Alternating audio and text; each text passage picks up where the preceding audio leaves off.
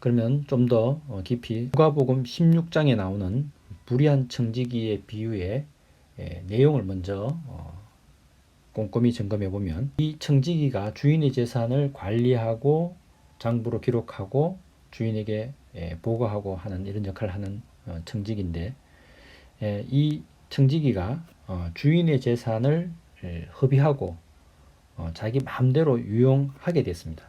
그 출발점은 어디에 있느냐? 그것은 이 청지기가 자기가 원래 가지고 있는 그 청지기라는 자기의 본분과 위치를 이탈하는 데서 출발한 거죠. 그러면 왜 이 위치를 이탈하게 됐느냐? 그것은 바로 자기의 목적이 생겨났기 때문이죠. 주인의 필요와 주인의 목적보다도 자기의 목적과 자기의 필요가 더 중요해지면 당연히 자기 목적을 위해서 주인의 재산을 자기 마음대로 쏘기게 되는 그 일은 당연하게 뒤따라오는 거죠. 그래서 위치를 이탈한 사람에게는 필연적으로 뭐가 생기게 되느냐? 자기 필요와 자기 목적이 생겨나게 된다는 거죠. 자, 그래서 오늘날 자기 목적이 분명한 사람을 칭찬하고 자기 목적을 끝까지 끌고 나가는 사람을 우리 사회에서는 성실한 사람이고 끈기가 있는 사람이라고 합니다. 자, 하지만 다른 측면에서 보면 인생이 창조주의 목적과 창조주가 인생에 부여한 그 사명을 버리고 스스로 세운 계획과 목적이 있고, 그 목적이 분명할수록 역설적으로 보면 주인의 목적에서 더 빗나가 있다는 것을 우리는 주인의 관점에서 보면 알 수 있다는 거죠. 자, 탱자나무가 있습니다. 탱자나무를 아무리 열심히 가꾸고 거기에 물을 주고 비료를 주고 가지를 쳐준다 할지라도 그 탱자나무에서 뭐가 더 많이 열립니까? 탱자나무가 더 많이 열리고 더 좋은 탱자나무가 열릴 뿐이지 결코 귤이 열릴 수가 없는 거죠. 주인이 원하는 것은 탱자가 아니라 귤이라면 이 탱자나무가 스스로 자기의 계획과 목적을 세워서 열심히 하면 할수록 탱자가 많이 열리는 거니, 귤을 원하는 주인의 목적에서는 점점 벗어나는 결과를 가져오는 것이 바로 인생의 근본적인 위치 이탈이고, 그것을 인생의 죄라고 하는 겁니다. 단지 뭐 남을 때린다든지 물건을 훔친다든지 하는 이런 표면적인 죄만이 아니라 근본적인 죄는 뭐냐? 인간이 하나님이 세운 목적과 계획과 본분을 버려버리고 자기 필요와 자기 목적을 갖게 됐다는 것. 이것이 지금 자유주의 사회에서는 너무나 당연한 이야기지만 내가 스스로 가진 자유와 내 목적과 내 필요는 결국 이것이 강화되고 커지면 결국 그것이 모든 사람에게 자유와 평화를 가져오는 것이 아니라 결과적으로 그 자유와 그 나의 필요와 목적은 다른 사람을 해치는 결과로 나타난다는 것을 우리는 인류 역사상 나타났던 히틀러와 같은 독재자를 통해서 분명히 보게 된다는 것입니다. 사람이 자기 마음대로 모든 것을 하는 것이 사람의 소원이잖아요. 그렇게 하게 되면 사람은 이상하게 좋은 사람이 되는 것이 아니라 사람의 생명을 자기 마음대로 해치고 자기 목적을 위해서 전 인류를 전쟁의 소용돌이로 빠뜨려도 눈 하나 깜짝하지 않는 그런 형태의 인간이 드러난다는 것을 히틀러나 또는 진시 황제나 또 약소국가에서 그 약소국가의 국민들을 절대 권력으로 지금 오늘날에도 지배하고 있는 그런 독재자들의 행태에서 우리는 분명히 발견할 수가 있는 것이죠. 자, 불의한 청지기의 비유 좀 더 들어가 보겠습니다. 자, 자신이 주인의 재산을 낭비하고 있다, 허비하고 있다는 그 불의한 행동이 주인에게 보고가 돼서, 즉 탄로가 났죠. 탄로가 난 이후에 이 청지기가 어떠한 생각을 하고 어떠한 태도를 보이는지 성경을 살펴보면 자기가 이런 생각을 하게 된다는 겁니다. 내가 이제 주인에게 발각됐으니까 분명히 나는 이제 쫓겨나게 될 것이다. 당연한 이야기죠. 그리고 그 자기의 청지기 직분을 잃게 되면 힘이 없어서 밖에 나가서 막노동을 할 수도 없고 빌어먹자니 부끄럽고, 따라서 먹고 살 길이 막막해진다는 것을 자기가 알게 된 거죠. 나는 이제 여기서 쫓겨나면 참 먹고 살기 어렵겠구나. 자, 이렇게 생각했다는 것입니다. 자, 그래서 이 불의한 청지기가 한 가지 생각을 하게 되는데, 주인의 채무자들, 주인에게 돈을 꾸어간 사람들을 불러 모아서 그들과 담합을 했다는 거죠. 그들과 짜고 그들이 주인에게 진 채무를 경감시켜 줬다는 것입니다. 100만 원이면 20만 원만 적어라 하고 장부를 허위 장부로 만들었다는 거죠. 자기 재산도 아님에도 불구하고 2차 범죄를 저지른 거죠. 그렇게 하고 나면 주인의 채무자들이 자신을 고맙게 생각해서 자기가 이 청지기 직분에서 쫓겨나더라도 자신의 그 사후를 그들에게 의지하면 그들이 자기를 잘 받아들이고 자신에게 여러 가지 혜택을 줄 것이다. 이렇게 생각을 했다는 거죠. 자, 이것이 오늘날에도 일어나는 일이죠. 자, 이런 이 불의한 청지기의 이 비유를 예수님이 비유로 들어서 설명을 지금 하고 있는 것입니다. 사람들에게. 이게 실제 일어난 사건이 아니고, 누가복음 16장에 나오는 이 불의한 청지기의 이 내용은 바로 예수가 제자들과 또 거기에 둘러싸여서 이야기를 듣고 있는 사람들에게 한 비유의 말씀이죠. 우리가 어떤 비유를 이야기할 때는 진짜 전달하고 싶은 내용이 있는 것입니다. 예수는 왜 이 불의한 청지기의 비유를 하게 됐을까요? 그것을 우리가 찾아내야 되는 거죠. 계속해 보겠습니다. 청지기가 이렇게 행동한 것을 보고 주인이 이렇게 반응했다라는 데까지가 비유입니다. 자, 주인이 이 청지기가 이렇게 한 행동, 다시 말하면 자신이 한 그 불의한 행동이 탄로나서 주인에게 보고가 되면 자기가 쫓겨날 거니까 채무자들을 불러서 빚을 경감시켜주고 자신이 쫓겨나더라도 그들이 자신을 돌봐줄 것이라고 한 이 행동을 주인은 지혜롭다라고 칭찬했다는 이야기가 나옵니다. 자, 여기서부터 이제 이 내용이 굉장히 꼬이는 거죠. 보통 우리의 상식과 벗어난다는 겁니다.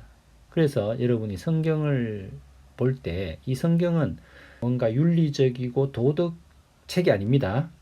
그렇다고 해서 성경이 비윤리나 비도덕을 인정하고 그렇게 행동하라고 하는 책도 아닙니다. 분명히 성경은 윤리적이기를 원하고 사람이 선하게 행동하기를 원합니다.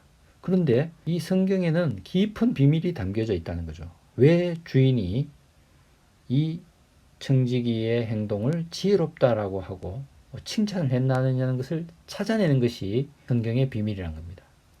따라서 성경을 우리가 읽고 이해를 할 때는 바로 이 청지기의 비유에서 나오는 것처럼 이런 포인트를 우리가 찾아내지 못한다면 성경을 읽는 것은 수박 겉만 핥는 결과와 똑같다고 할 수 있겠죠. 우리가 수박의 겉을 10년, 20년 핥는다 해서 수박의 참맛을 아는 것은 아니지 않습니까? 수박을 깨어서 그 안에 있는 육즙과 과즙을 우리가 충분히 먹을 때 수박 맛을 즐길 수 있는 것처럼 이 성경의 내용을 우리가 많이 읽는 거 물론 좋은 거지만 안에 숨겨진 이 내용, 핵심, 본질 그걸 모른다면 수박의 겉을 열심히 핥는 것과 똑같은 결과를 가져온다는 겁니다. 우리 자신을 발견하고 우리 자신이 어떤 위치에 있는가, 내가 어떤 사람인가를 발견하는 책이 바로 성경이 우리에게 주어진 목적이라고 할 수 있겠죠. 자, 그리고 누가복음 16장 9절에 가면 이런 말씀이 있습니다. 자, 이렇게 비유를 다 하신 다음에 자, 여기서부터는 이제 이 비유를 들고 그 비유에 대해서 예수님께서 추가적으로 말씀을 하고 있는 것입니다. 자, 이런 비유를 쭉 들어놓고 예수님께서 너희는 불의의 제물로 친구를 사귀라. 그리하면 없어질 때에 저희가 너희를 저희가 영원한 처소로 너희를 영접할 것이다 라고 이야기를 합니다. 자, 요까지를 보면 8절 이하의 이 불의한 청지기의 내용을 어느 정도 부연 설명하는 것 같습니다. 자, 다시 한번 읽어보면 불의의 친구, 불의의 제물로 친구를 사귀라. 자, 이 불의한 청지기가 한 행동 같잖아, 그죠? 그리고 그렇게 되면 없어질 때에 저희가 영원한 처소로 너희를 영접하리라. 자, 여기서 저희라는 것은 이 비유로 보면은 주인에게 진 빚을 탕감받은 그 채무자들이겠죠.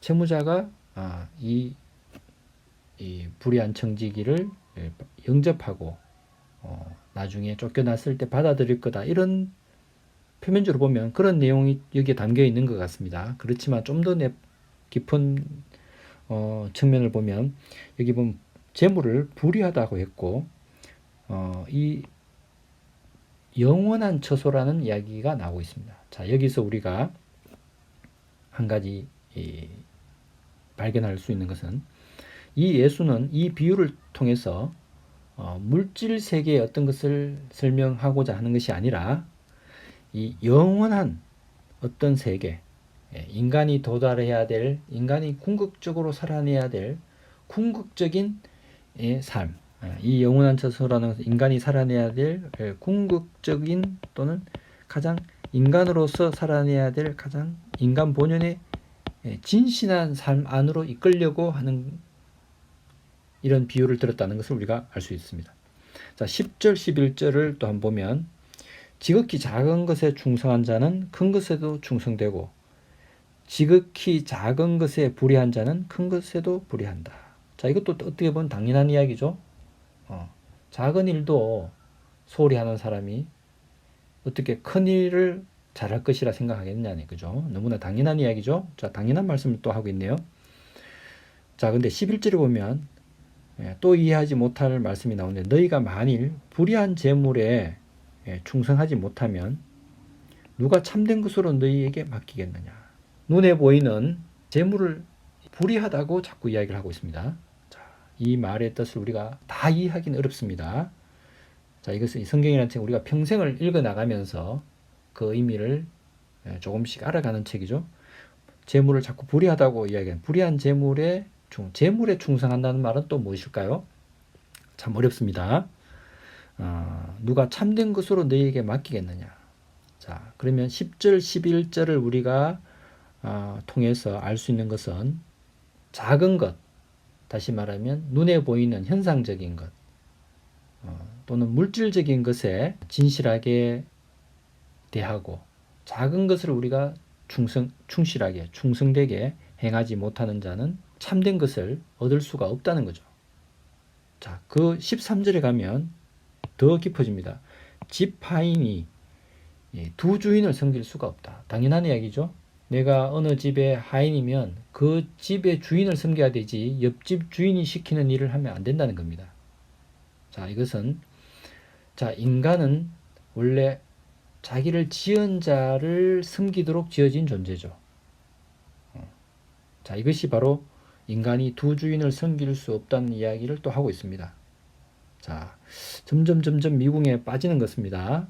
자, 다시 한번 정리를 해보면 이 주인이 이 불의하게 행동한 청지기의 행동을 지혜롭다 이렇게 칭찬했다는 것이고 그 비유를 다 들고 나서 불의의 재물로 친구를 사귀라. 자, 재물을 우리가 생각할 때는 재물은 중립적인 것 같아요. 그렇죠?